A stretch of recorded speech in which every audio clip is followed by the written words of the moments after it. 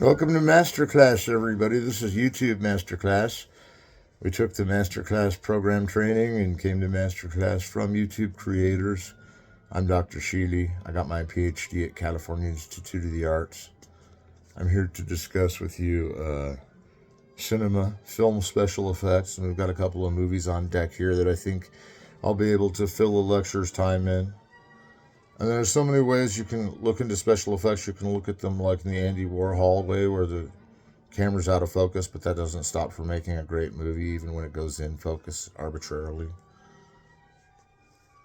And even that special effects is one that enhances the making of the film, enhances the pop art of Edie Sedgwick being there smoking a cigarette in her underwear, and he's filming her, and it's poor little rich girl, and you see this kind of effect of the camera going to focus, and it's really beautiful. And by the way, we're running this course for USC, my original school, Calarts, where I got my grad school degree, and we started this program at Harvard. Yep, we're teaching summer school right now, so there's 5 more classes to go.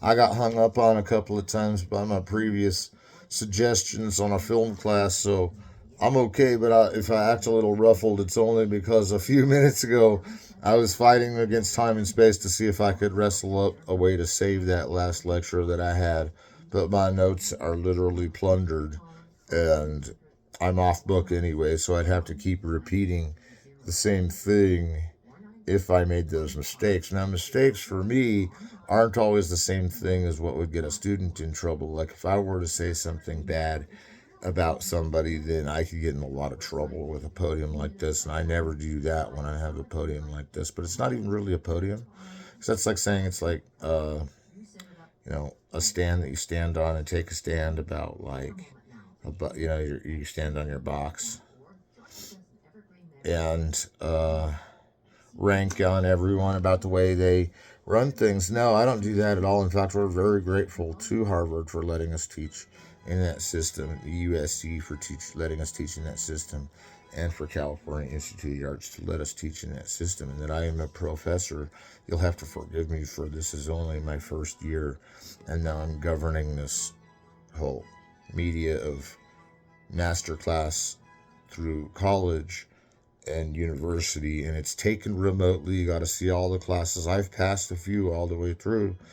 They're on this class and they're up to date, and I think it's great because that means that their learning experience has come to where they're grabbing hold of a lot of ideas about movies, maybe making their own, maybe understanding film more, about why films are the way they are, why they look different each decade, why they look different each studio they use, why directors direct differently. I mean, there's all these questions about what makes a movie work for every one that sees one that likes it, and that's most people.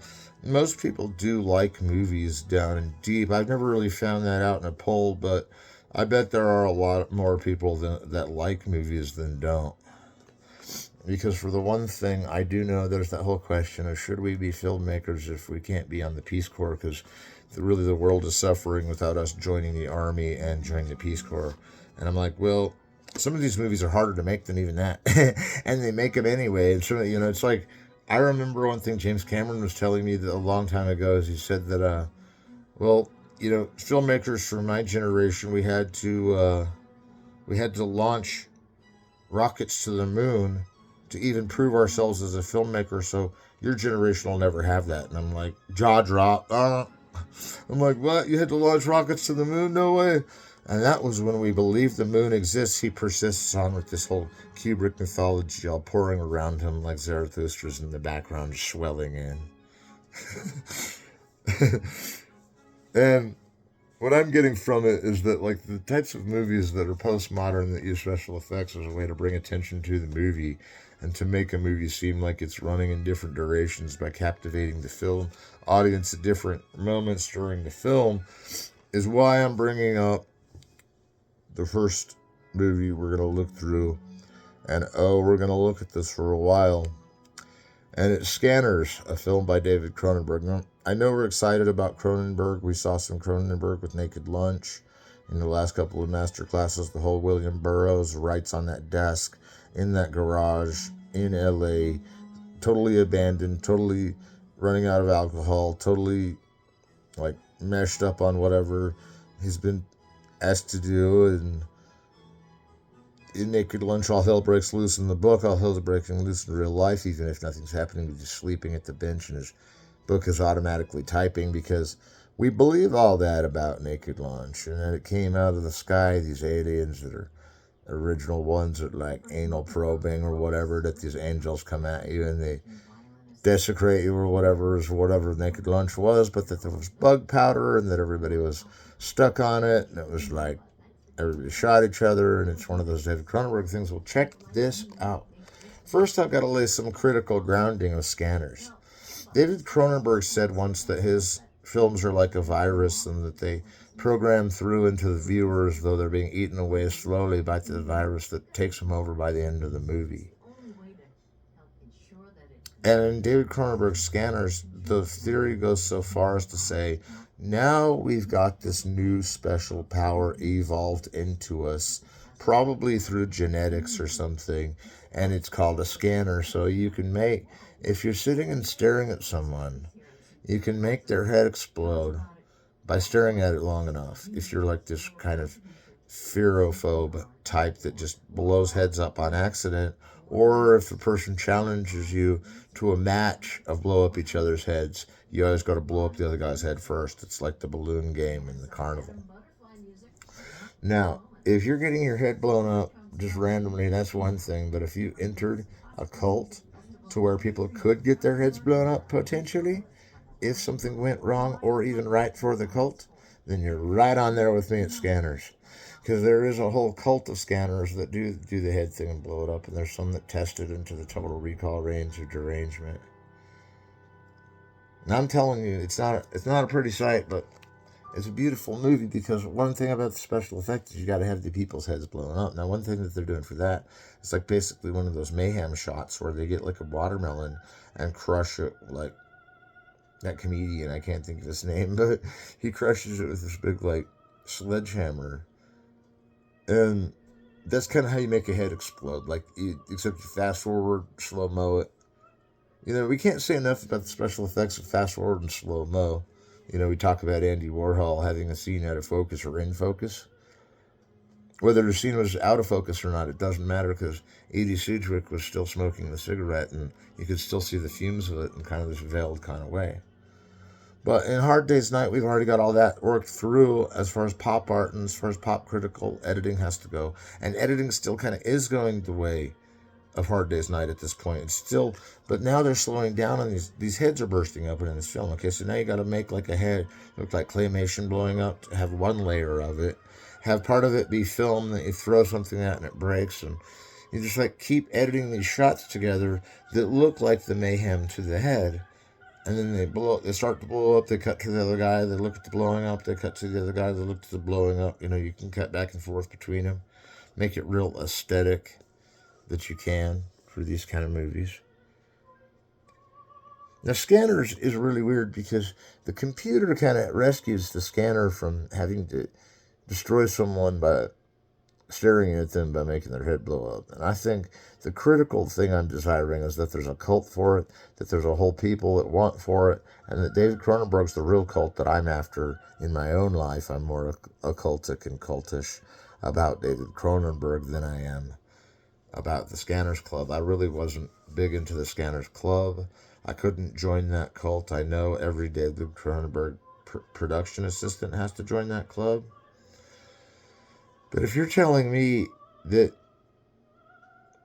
this woman, or this man popping people's heads open, doesn't think he's not losing at some points in the game his power to do so, and when he loses his power to do so, he's a little concerned. So some of it's on the actors in this, portraying the different parts, and some of it's directly on the special effects, that Cronenberg so maxes out on special effects, like we heard a little while ago with Naked Lunch.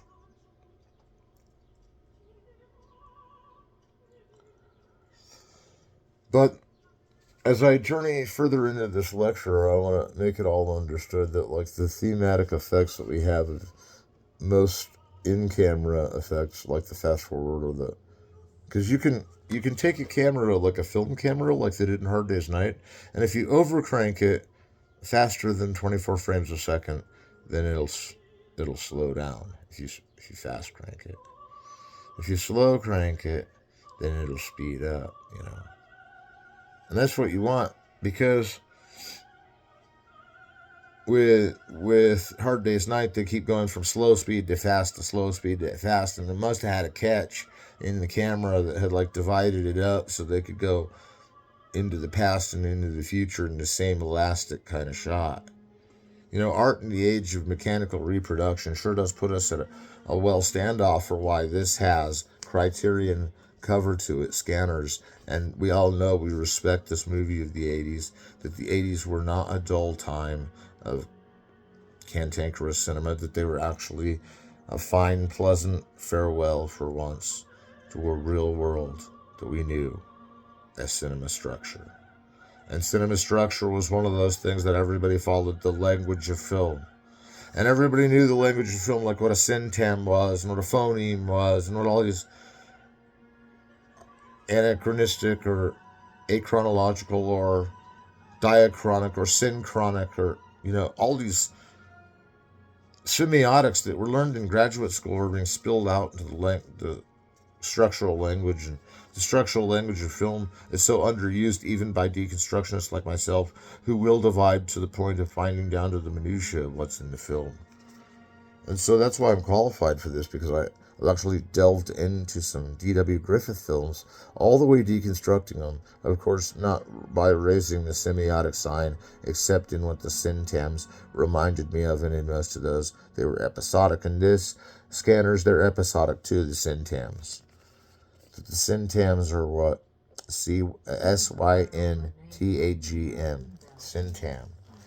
Now, what that is a language of breadth, of cinema theory that controls the meaning and context of the shot. And in this case, it's episodic. That it follows this classical pattern is one thing I've noticed about David Cronenberg, too, is that his films have a very classic way of running things and operating things. Now, I can't go on for a long more time about Scanners, other than what interests me about the final competition is that you never know who wins it. You don't know who gets their head blown up.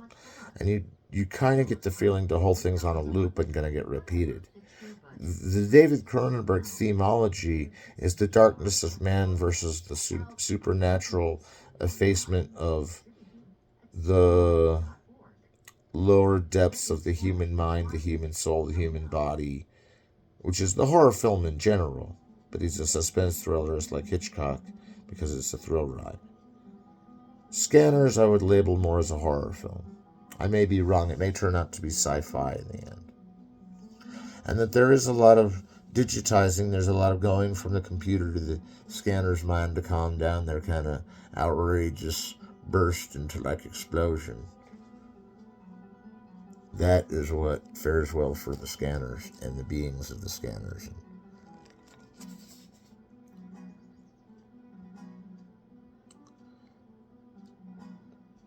So, let's move on to the next film. And I've got more films to look at, but really this next one's going to put us in a world of trivia. So, you don't have to run out and see this one, Scanners, if you're in my class. But if you like horror films and if you liked Naked Lunch, you might like Scanners, because it does portray not just some of the world's classiest special effects, which look like Rick Baker effects, honestly, like the Star Wars guys.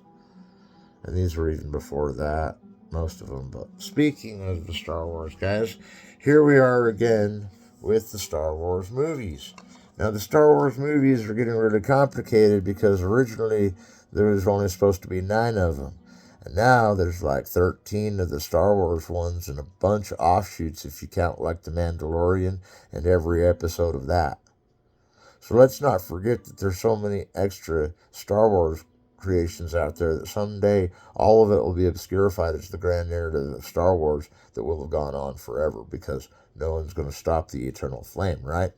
Well, Rogue One is a really good admittance into the series, and it's good that we caught it here because this defines kind of like how a special effects movie of today is booted and sent out and worked on and shot crafted in the textual way of making special effect movies. And while I do say Scanners is in the boat of a special effect movie because everything it relies on in the plot resonance does rely on explosions of heads, body parts, shooting guns. I mean, all these different things that have to look kind of real, as though it were assumed that that's the way it'd look if it was real, as though David Cronenberg would know the answer to that. But in Rogue One, we have all these items on the cover of like droids and people being. Well, it's the plan from episode 4. It's the plan from episode 4 to steal the plans, to see how to take down the shield, and go to the Death Star and blow it up. Well, they have to just take down the shield in Return of the Jedi, too. And there isn't a Rogue 2 between Jedi and where would it come, Rogue 2? Because didn't they, right before Return of the Jedi, it would have to be after Empire Strikes Back, Rogue 2, where they go back and find another map and it still people get killed. I didn't mean to point that out, but the only reason I am is because history repeats itself, and these Star Wars movies have eternal recurrence all throughout them. In fact, some of the special effects are set up for the branding of eternal recurrence, which is where they take the type of icons, the type of characters that are in the typical Star Wars movies and brace them throughout the film to contextualize the brand of the film by isolating in on the archetype of that character's mythology, how they're put together, how the characters built, is all reliant on the world of Star Wars. That the mind of George Lucas, all it is, we have to use his mind to get to the characters to see what they're thinking and how complex they're thinking and why they're thinking that way. And then we set that as the brand because they choose to be these intellectual type Jedis that are even more prominent towards academics, or however you want to put it. But the point is that they've always got a good side if they're on the good side and kind of a rebel side to them. But that they were called the rebels in episode 4 is a whole other matter. And that was Rebel Without a Cause refrain. I mean, it was cool. But the type of iconography they put in a film of a Star Wars character does come from the other Star Wars movies, and it all comes from the head of George Lucas is one of the expectant things about that. And that was a nice special effect we had with the lighting switch. I can't tell you if it's going to come cycling back on. We don't know. But the point is that everything in this is motion control practically. And when the digital camera was invented, that George Lucas did invent for episode 2, Attack of the Clones. I mean, we've talked about Star Wars, and we missed May the 4th Be With You, which I'm sorry we did. I did that last year, barely made it to 9, and didn't get Rogue One in there. That Rogue One is an epic in and of itself, and has different versions in different languages, because one time I actually downloaded the Swedish, or the Switzerland, I think it was the Swedish version of Rogue One, which is practically a Swedish outletted film anyway. And what they do in these films is they take motion control, so they'll have like a blue screen, right, but it's green. And then they'll take like a green bodysuit and put the actor in it and kind of like take pictures of their face. And then in some of it they use special effects that have AI to them, but that's only for precision on the quanta chart. I mean, you don't always have an algorithm that'll find the right numbers you're looking for in a randomness of numbers, in a sea of numbers that go back and forth between random and linear and somewhat linear or somewhat traceable pattern. I remember when we saw the Swedish one of this Rogue One, it was way gnarlier, way blastier, way effed up end. And it's just one of those movies that you cannot seem to want to stop watching because it's so painfully the way we want to hear a movie, the way we want to see a movie. This is the ultimate in cinema addiction. If you're addicted to movies, you've come to the right place. We cannot get enough of this kind of movie. And what it is it's just a team, and you already know that one of them is going to live, or that none of them live, and they get the plans for the Death Star so they can blow it up originally. And you can see on the cover the robots and the robots they face and all this hardship that they face against the Empire to get back their map, but then a movie like this moves based on the digital animation of mapping. Instead of matte painting, it maps all over the place the direction that the screen is going to move, as well as the direction the characters are going to move, as well as the uh, the way that the camera moves. And if the camera moves that way, then it doesn't mean the characters will move that way, but also the shot may not move that way. It may move the other way for effect. So there's really those three cameras that you have to worry about when enhancing backgrounds or even midgrounds or even foregrounds, which look more like a camera overlay but are really kind of like that, except for now it's at the top of the digital frame and you can adjust it according to dimension and width and height and depth so that you can make no mistake on the precision of what the effect looks like from shot to shot. That's why you grab the type of character IDs, character AIs from the Star Wars world of characters to deliberate a Star Wars movie. And that's probably one of those things that gets lost in the mix of how we think about Star Wars, because one thing that we do is we kind of over textualize it and everybody kind of feels like it's their sacred, their own, that it's their own process going through Star Wars for them. And I understand that because Star Wars is a process. And I mean, if I were to go over to Shelf and tell you that there's other movies where they use special effects, that's one thing I could do in this class. And, I've got another one on deck here that looks sensational when it comes to special effects. So I'm going to bring it up here, and we're going to talk about this too. This is color corrected with a slow shutter speed, so it looks like it's mixed diagrammatic to the picture narrative, that the picture narrative is enhanced but still dechromatic in its way of taking the color out, is also an added effect afterwards. That the robots are CGI, computer generated images, and that most of the movie is computer generated images, which are usually also the background. And so the computer generated images move in one direction, that the camera moves, and then the characters move, and then the actual movement of the shot. The movement of the shot and the camera movement aren't the same thing. The movement of the shot is what's actually seen moving in the shot. I know that's really a hard one to get, so let's skip that. That was kind of a hard one to get. But the point is that when they program these films and that they do these films with the motion sensor and they do put them together in a certain way to make us emphasized by the special effects and explosions and the battles and the enhancements and trying to get past this threshold guardian and destroying this beacon of truth, and then this guy gets mad and all of a sudden there's a whole Star Wars.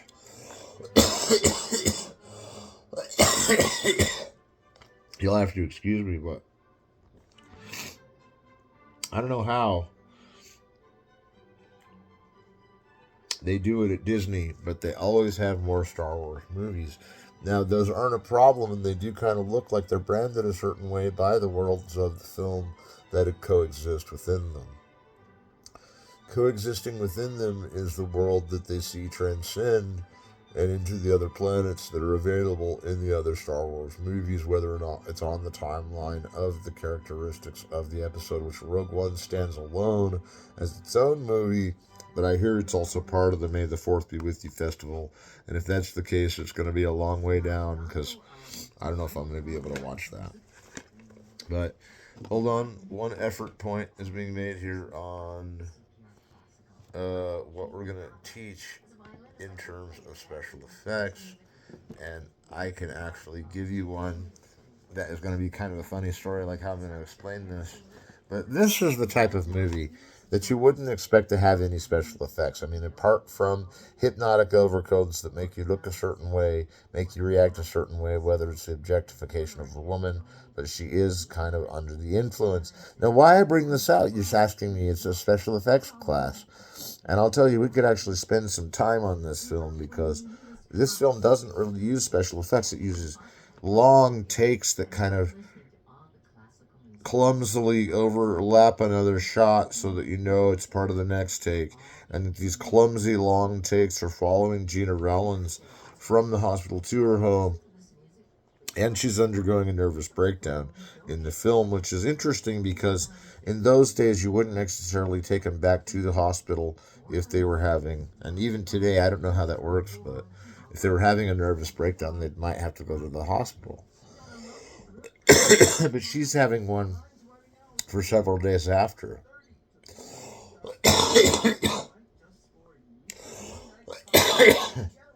I'm so sorry, class. I got a smoker cough. I'm not going to re-record this because the class before me and the class before me were almost lost into the sea of waves of the abstract mind of where we're lost, the absence of Masterclass. And I don't mean to embarrass us all and be us wondering why we're spending our precious money on this when we know. But I'm just going to cough through the entire class. No, just kidding. All right, so Gina Rowlands is having this really bad, nervous breakdown throughout this film. Now, that one thing about the special effects of acting is that with acting, you kind of have to get into the realm of the film that you're producing or directing or acting in. And so you start to take on the characteristics of what that personification is in the film contextually and how it borders with the rest of the characters and the rest of the scripts, and how it's really hard to know what your character's doing between the lines of you not reading lines or memorizing lines. But all of that has to be psychologically governed and has to be sociologically governed. We call it the method.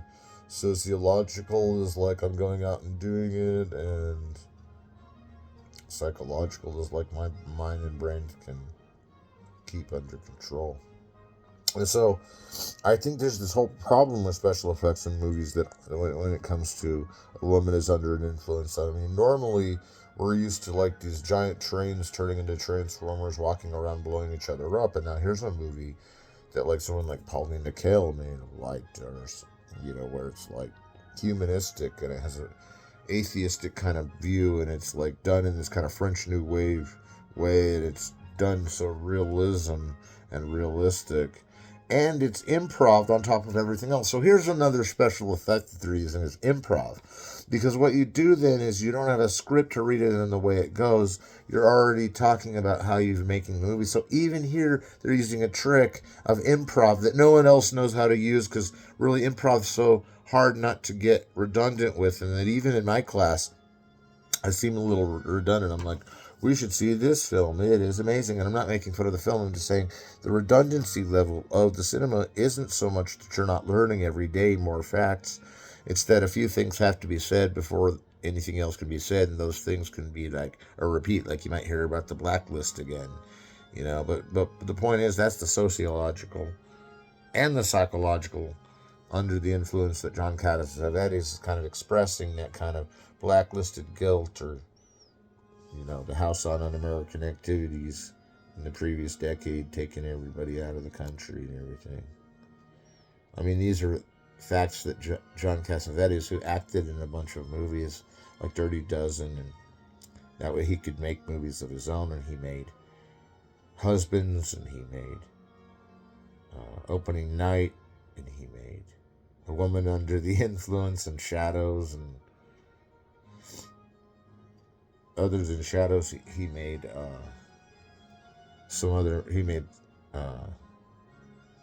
Love Streams.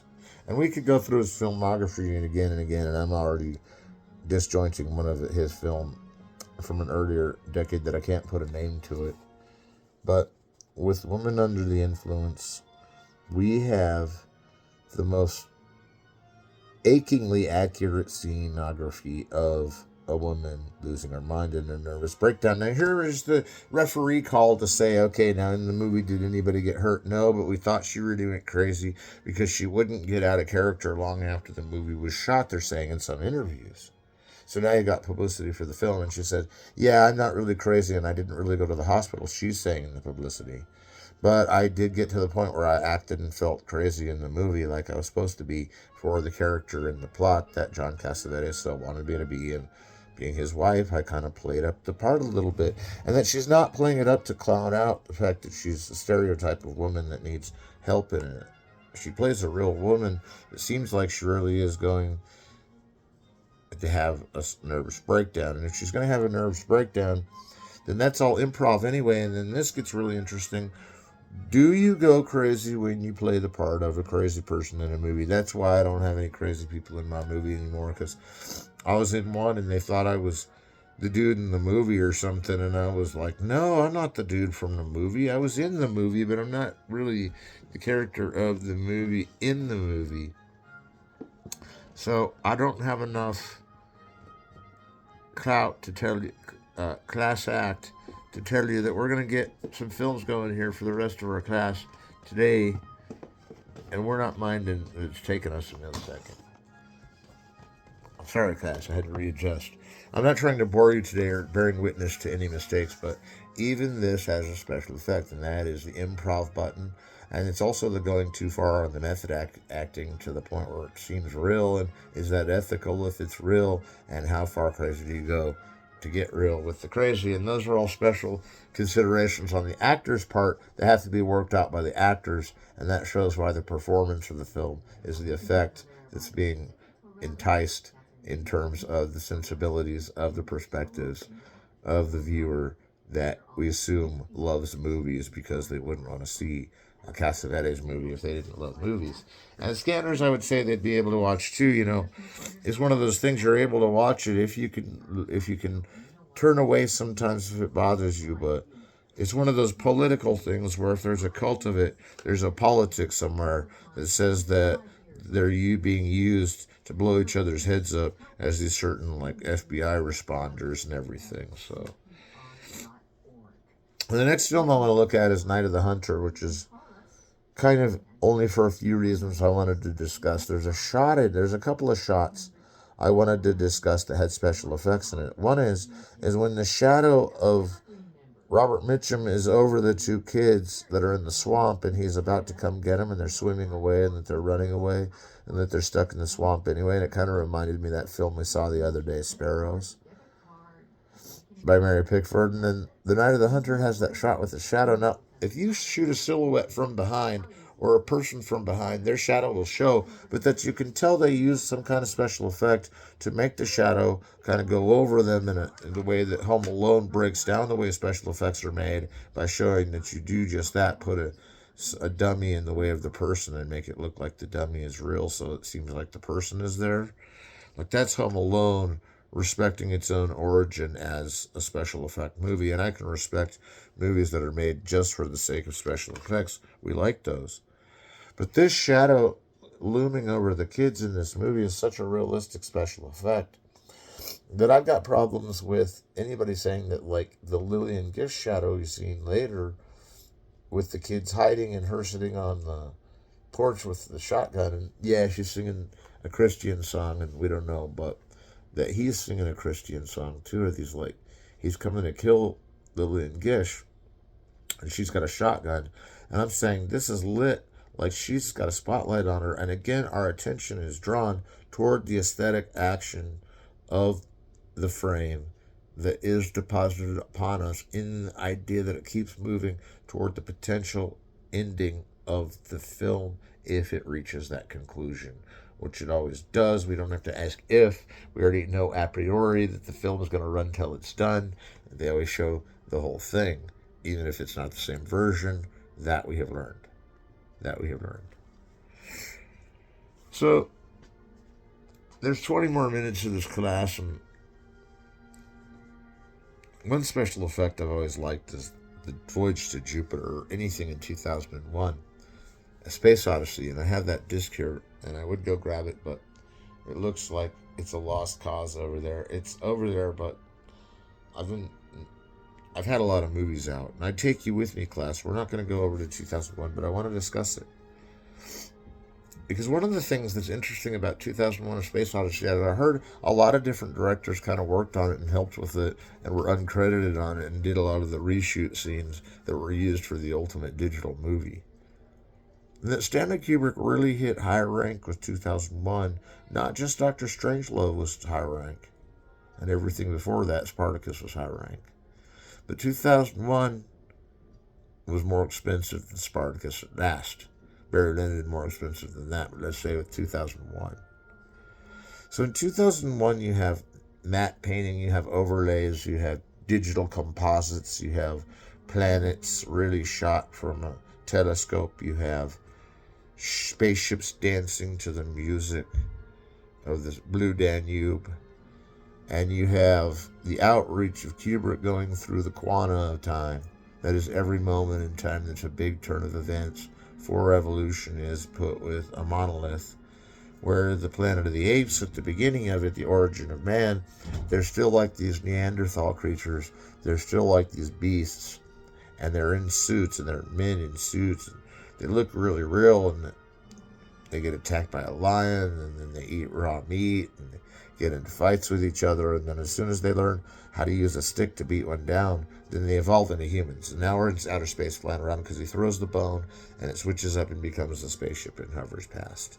And that, to me, is a certain rescue of the special effect genre from itself, because if you think about a trip to the moon or something, it's not the same trajectory as having a telescope show you what's in the galaxy or what's in the nearby interplanetary fields. So all these movies like Star Wars and that come from 2001 Space Odyssey that reveal the darkness of night, the darkness of light, and the light comes through and it's stingy, it like goes away all of a sudden and it comes back and we see this eclipse. And here in 2001 land and in Star Wars land, we know that we're being signaled by the brightness of the light. And that's why I talked about the Night of the Hunters, because the brightness of the light always exaggerates or extenuates or brings apart the hypnosis towards the image that you should be seeing to get to rely on more pleasure, which pleasure is a paradigm that's progressed towards by will, and will is determined by the sensibility of pleasure, because the sensibility of pleasure is what attracts us to the things that we want. And that's why a big lighting system is playing right on us all the time to see if we can follow it, or to see if it's demanding us to look a certain way, or to see if we're in the wrong neighborhood. We're trick-or-treating in the wrong neighborhood, perhaps. Now, I'm showing you one that we did discuss that in this class, and I don't really want to get too into it and too rough on it, but there are more issues of special effects at hand, and I'm still not really sure how in 2001 they made that guy running around in a circle. When he ran around in a circle and ran up here, I know they were really rotating a set and making it look still by rotating the camera with the set. And I know that a lot of the spaceships outside, they were using big cameras to kind of rotate with the spaceship. I knew that for sure. But 2001 has that whole trip to Jupiter and beyond, the infinite, where there's another monolith towards the end of the film.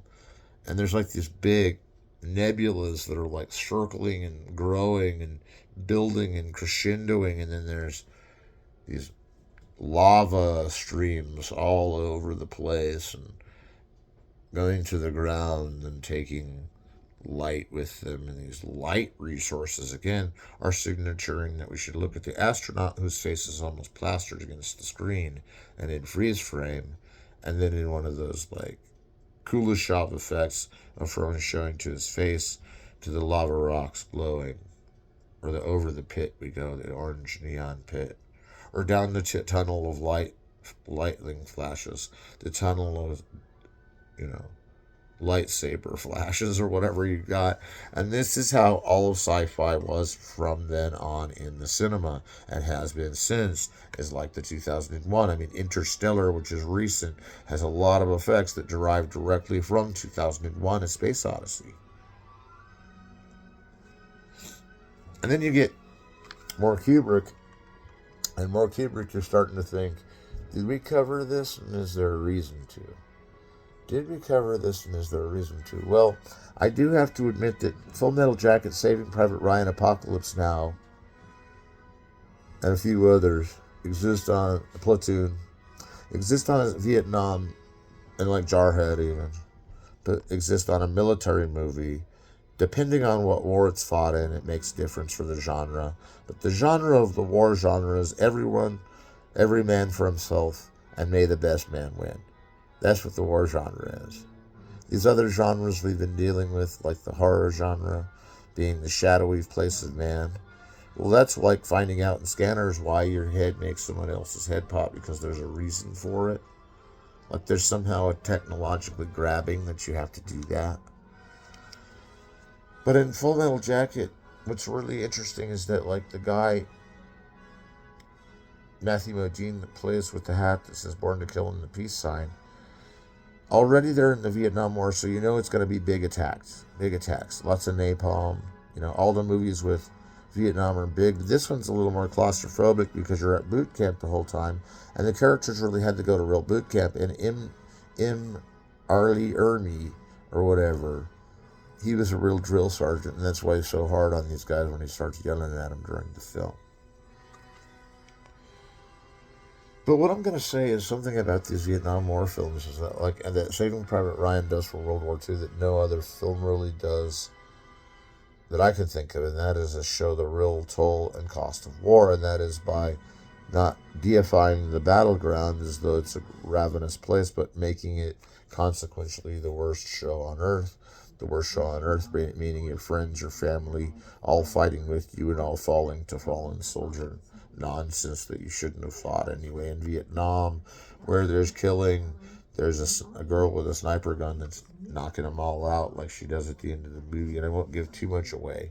But all the fake bullets and all the guys shooting at each other and all the guys blowing things up and wherever they are and whatever they do accomplish, be it they accomplish much, be it they accomplish little in their like associations with Vietnam. Actually, Vietnam wasn't the worst thing that's ever happened, and now looking back, we kind of look at this film as almost being a naivety of itself, as making war look so easy, even though it's one of the most fatal flaws of all of history, is why we war completely. And it's because it's everyone man for himself and may the best man win, and that's the attitude that gets you into war. But like that's the attitude that Gomer Pyle in this is forming. I'm not going to go too deep into this film, Full Metal Jacket. I just want you to know that the gun special effects in it are actually some of the best since The Good, the Bad, and the Ugly, and since The Good, the Bad, and the Ugly was such a gun offense movie that it did in fact show the impact of a gun even in boot camp upon the drill sergeant when Gomer Pyle backfires and fires on his man. But the way those scenes look with those exploding jibs that blow up and put blood all over you and make you look like you've just been shot, and with a very careful type of gun that you're using, they should never shoot anyone in a shot really ever anyway, because it would be cruelty to have someone under that gun.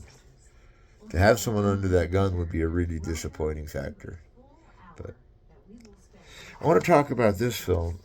I know we're going through a lot of films today and we're talking about specific moments of special effects. I may be able to come close to maybe even closing it out soon, because I know it's summer. We all want to get out there and go to the pool. We all want to get out there and smoke some weed like I need it because my lungs need more reasons to cough, right? So in Days of Heaven, you've got this shot. As Terrence Malick, you got to understand, he does a lot of intercuts. Now, intercuts are where the narrative is going along classically, and all of a sudden there's a jump cut to like some small creature running around, and then back to the master shot. And the master shot is the setup shot that is the one that you base everything else off of. Like you set up a scene with a master shot, and you film everything that happens in the script in that scene in the master shot, kind of like on a stage for a play. And then you break it all up into the smaller parts, starting with the medium parts, then going into the smaller parts, and then you edit all that together. And but when you have a jump cut to an intercut of some kind of animal or bug or grass growing or grass blowing or anything, then that's kind of what Terrence Malick does in his films, is have these superimpositions of these other events happening to either the minuscule or the completely wide. And that's kind of a David Lean thing to go from minuscule to wide or mix it up. But whether there are great special effects in this movie that, again, isn't really considered an effect movie, comes from the scene where you have all of these bugs look like they're coming down, and these locusts look like they just come down like in a big blanket and douse the field with locusts. And then these grasshoppers, and you get a close up of them. They're eating plants real fast. They're eating the crops. So now they've got to set them on fire. So they have this raging controlled fire in Days of Heaven. It's just like out of control. All the grass is burning. Nobody can put it out. They're trying all night. They can't fight it. And yet the grasshoppers are pouring in and pouring in. Well, what they did was they had a helicopter drop some walnuts. And then when the helicopter dropped the walnuts, they filmed it. And then they showed that in reverse. And even in reverse and then back regular, it looked like Attack of the Locusts. Like it really did look like Attack of the Locusts at that time. And as we have been having that special effect and utilizing something else to do an in-camera effect, almost would have worked, but they're already kind of in the digital era. This is around the time that they're using techniques from lights that are becoming digitally impacted lights. It's the end of modern cinema, which of course is ironic that it ended with Barry Lyndon, because isn't that the one that Stanley Kubrick bought? Or not Stanley Kubrick, Barry Lyndon, sorry. When Stanley Kubrick bought the rights to that camera and built it, and it was that camera that took in camera light only in his house. Now, I'm sorry, I didn't get quite as in depth into making movies as this time, but I'm trying to explain a few concepts while we go, and how the special effects artist would have to account for the direction of camera, for the direction of character, and for the direction of the movement of the camera. Because without understanding all those things, then you can't plot the points where special effects need to go, like either over the image or under it. And these movies, like Days of Heaven, are still shot with real cinematic film that's used for realism. And realism is a good thing in movies, but every once in a while there's a shot that requires special effects. Now, Citizen Kane, as we all know, is all special effects all the way through. But it doesn't seem like it. It's a special effects extravaganza that doesn't seem like it. Whereas Casablanca is special effects, or like Indiana Jones is special effects, and we know that's what we're gonna get. Because like sometimes when you pay for a movie, don't you just want to pay just straightly for nothing but special effects the whole time, and that we could watch them and love them? And there are these movies that we love just as much that don't use digital and use only film, and are only the film types that last to the modern age. And we love the sordid romance triangle and how he pretends to be her brother so they can hide out at this plantation, and then it all comes down to a bunch of walnuts dropped off the helicopter, which saved the film and ended up being one of its intrigues. How they got that fire out in reality, I don't know. I don't know how they got that fire out. But the point I'm getting at with all these movies that are shoved before you and that we talked about is that some of them needed very little special effects added in, like Night of the Hunter and Days of Heaven. Some of them, like Rogue One, is a whole reliance on a special effects system, even on an AI special effects system, even on a CGI special effect system. And there are other types of effects too, but we didn't get into like the matte painting effect where you make like depth with various matte paints like they did on Bambi for the animation. Now, animation's another one you can use AI on. That's the other one. But I'd be very unfriendly with you if you ever used AI on a document, because AI on a document will torch your document into pieces. It'll threadbarely destroy your written text. So don't use AI when writing. Special effects, animation, CGI, all those things you can use AI with, because they're finding math equations that you can write down and learn, and you can see how the mathematical structure is taking you through the weave of time, which is where the numbers are randomized and not randomized, and then drawn attention to and what pattern that is. And then you have to determine the code for that, which is where all the picture somehow magically stores in the binary code. Now, we got a picture, it's because the gates being let open or not with a structuralist approach, that everything has to be added into the computer to a movie like Rogue One is not so much like saying that animation didn't invent that kind of movie, because animation is already the overlay of the thing we're doing later, or it is the special effect we're adding now. With the digital filmmaking, it's more like the special effect we're adding now.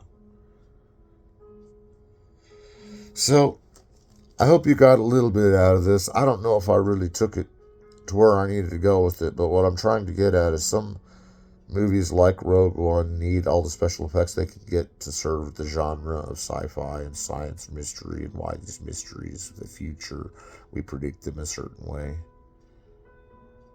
But then there's like the horror genre of Scanners with David Cronenberg, who's just gonna stare at you and stare at you and stare at you until your head explodes. I mean, that is like, no wonder there's a cult for that. It's probably the cult of the movie in the movie, knowing David Cronenberg. So, we will reconvene again soon in 2 or 3 days. We've got 4 more to go. You can't get like me. You can't get lazy, because me, I got lazy. I just started saying, oh, we'll just improvise the whole thing like John Cassavetes. We'll just go in there and miss a bunch of lines and make them think we're crazy, because once you miss a line, you've got to go crazy. Like, oh, what was I supposed to say there? And yeah, we all have those moments. But why I'll give you what your money's worth is, because eventually I'm going to prove a point that you're going to need in cinema studies to take with you from these classes, or to the actual directing sphere eventually, if you ever were to work up to that. So, thank you, Masterclass, and we'll see you in 2-3 days. All right, goodbye.